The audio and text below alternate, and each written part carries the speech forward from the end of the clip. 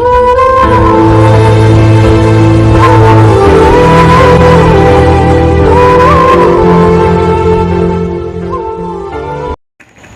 दोस्तों, आज की स्टोरी से कुमार जो आपके लिए लाता है कहानियों का पिटारा, जिसमें होती है नई पुरानी कॉमिक्स की कहानियाँ और कुछ चटपटी शेर व शायरी, कुछ धार्मिक कथाओं में आप श्रवण कर रहे हैं महाशिव पुराण का।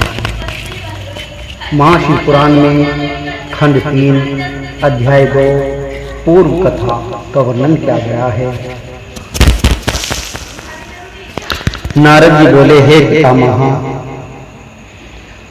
अब आप मैना की उत्पत्ति के बारे में बताइए, साथ ही कन्याओं को दिए साप के बारे में मुझे बताकर मेरी शंका का समाधान कीजिए।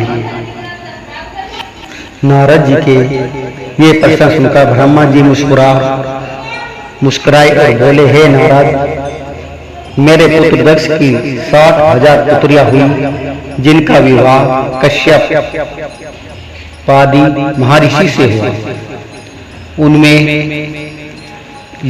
श्वेता नाम वाली कन्या का विवाह पितरों के साथ हुआ था।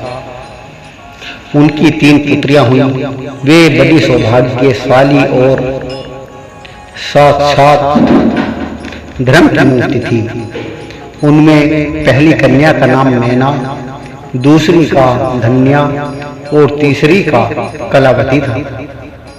ये तीनों कन्याएं पितरों की मानस पुत्रियां थी, अर्थात उनके मन से प्रकट हुई।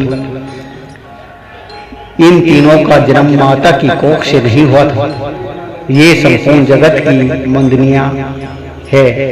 इनके नामों का स्मरण और कीर्तन करके मनुष्य को सभी मनोवांछित फलों की प्राप्ति होती है। ये तीनों सारे जगत में मनुष्य एवं देवताओं से प्रेरित होती है। इनको लोक माताएं नाम से भी जाना जाता है। मुनीश्वर, एक बार मैना, धन्य और कलावती तीनों बहनें श्वेत द्वीप में विष्णु जी के दर्शन करने के लिए गई। वहां बहुत से लोग एकत्रित हुए।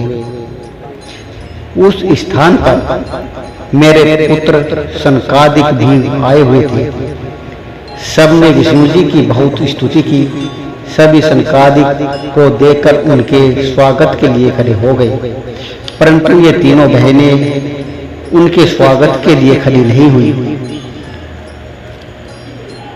उन्हें शिव जी की माया ने मोहित कर दिया था।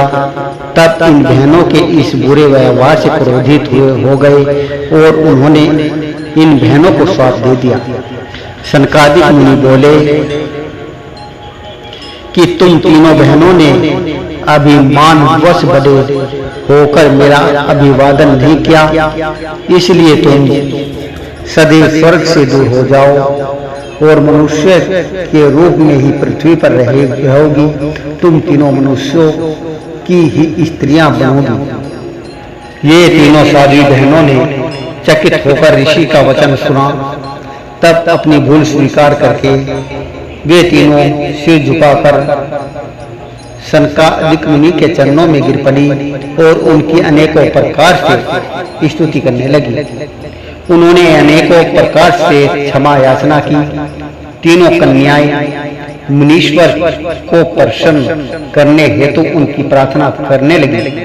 वे बोली कि हम मूर्ख हैं जो हमने आपको प्रणाम नहीं किया।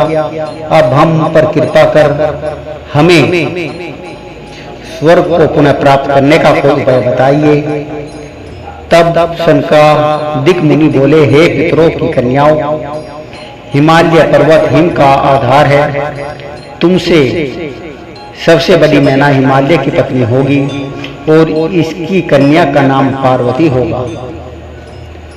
दूसरी देवी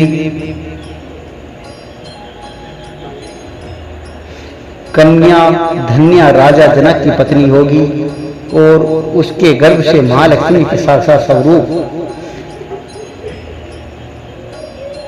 देवी सीता का जन्म होगा। इसी प्रकार तीसरी पुत्री कलावती राजा वृषभानु की पत्नी रूप में प्राप्त करेगी और राधा की माता होने का गौरव प्रदान प्राप्त करेगी। तत्पश्चात मैना व हिमालय अपनी पुत्री पार्वती के वरदान के कैलाश पद को प्राप्त करेगी। धन्या और उनके पति राजा शीर्षध्वज जनक देवी सीता के पुण्य स्वरूप के कारण वैकुंठ को प्राप्त करेंगे। वृषभानु और कलावती अपनी पुत्री राधा के साथ गोलोक में जाएंगे। पुण्य कर्म करने वालों को निश्चय ही सुख की प्राप्ति होगी। इसलिए सदैव सत्य मार्ग पर आगे बढ़ना चाहिए। तुम पितरों की कन्या होने के कारण स्वर्ग भोगने के योग्य हो, परंतु मेरा शाप भी अवश्य फलीभूत होगा। परंतु जब तुमने मुझसे क्षमा मांगी तो मैं तुम्हारे शाप के असर को कुछ कम अवश्य कर दूंगा। धरती पर अवतरणीय होने के पश्चात तुम साधारण मनुष्य की भांति ही रहोगी, परंतु विवाह के पश्चात तुम्हें संतान की प्राप्ति हो जाएगी और तुम्हारी कन्याओं को यथा योग्य वर मिल जाएंगे और उनका विवाह हो जाएगा। अर्थात तुम अपनी सभी जिम्मेदारियों को पूर्ण कर लोगी। तब भगवान श्री हरि विष्णु के दर्शन से तुम्हारा कल्याण हो जाएगा। मैना की पुत्री पार्वती कठिन तप के द्वारा शिव की प्राण वल्लभा बनेगी। धन्या की पुत्री सीता दशरथ नंदन श्री रामचंद्र जी को पति रूप में प्राप्त करेगी। कलावती की पुत्री राधा श्री कृष्ण के स्नेह में बंधकर उनकी प्रिय बनेगी। यह सुनकर मुनि सनकादिक वहां से अंतर्ध्यान हो गए। तत्पश्चात पितरों की तीनों कन्याएं साफ से मुक्त होकर अपने धाम को चली गई। बोलिए श्री महापुराण की जय। महादेव श्री शंभु भोलेनाथ की जय।